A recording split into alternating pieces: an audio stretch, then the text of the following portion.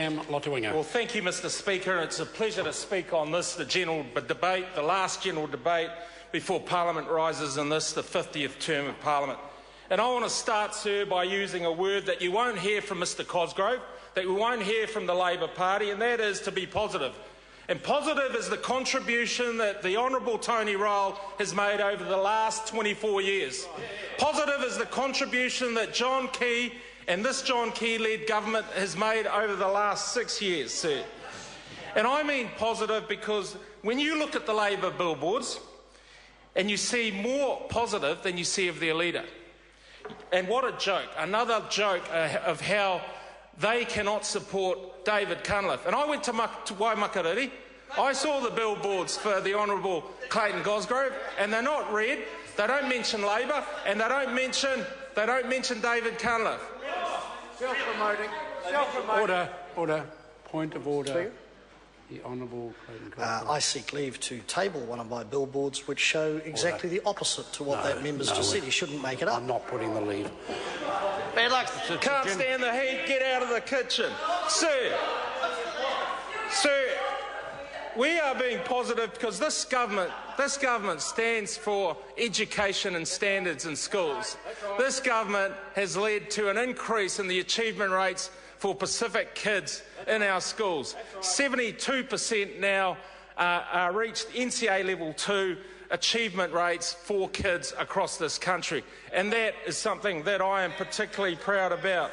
But Stu, you can't expect the Labor Party to govern when they can't govern themselves, and that much is clear this afternoon, and it's been clear for a very long time in this debating chamber.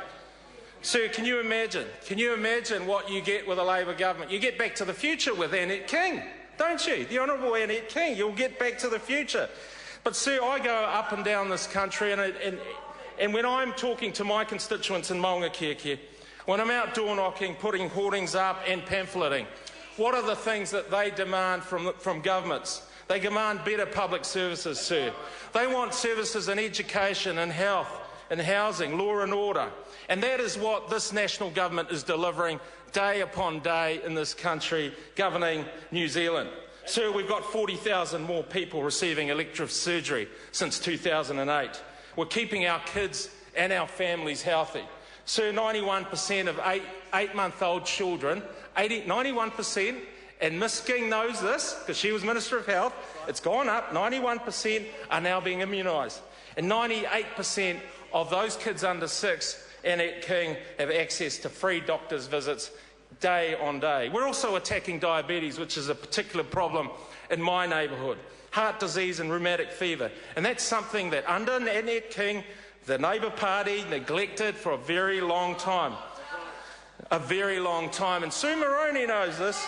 And in the area of law and order, we are making a difference because this is the lowest crime rates for 25 years. The opposition, no, 25 years, Mr Simpson, 25 years. Lower youth crime, lower violent crime, and we're putting victims at the heart of our justice system. So I want to thank the Honourable Judith Collins for leading that.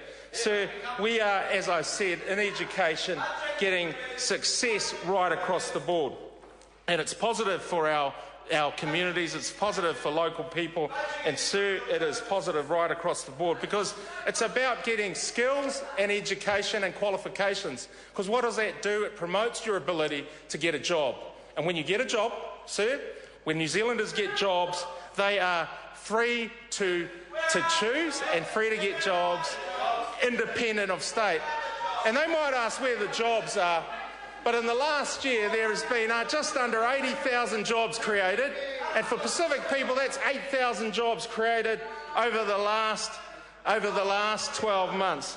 Sir, in my own portfolio of local government, we passed a bill last night that has meant a more effective way of delivering local government services, sir. It means development contributions are going to be fairer, more transparent. It also allows for councils to promote consultative processes that are appropriate for the circumstances, sir. Mr Speaker, we have a clear choice on 20th of September. New Zealanders have a clear choice right across this country. Vote for a party that's in disarray, caught by gotcha politics, and a party that apologises every time they deliver a policy. Or you can vote for a party that is focused on the issues that matter to all New Zealanders, on improved public services, on growing the economy, growing jobs, and sir, on education, skills, training, and New Zealanders who believe in their own future. It's a party that believes in a bolder, brighter, better future. That party, sir, is the National Party. Thank you. I call Dennis O'Rourke. Mr. Speaker, New Zealand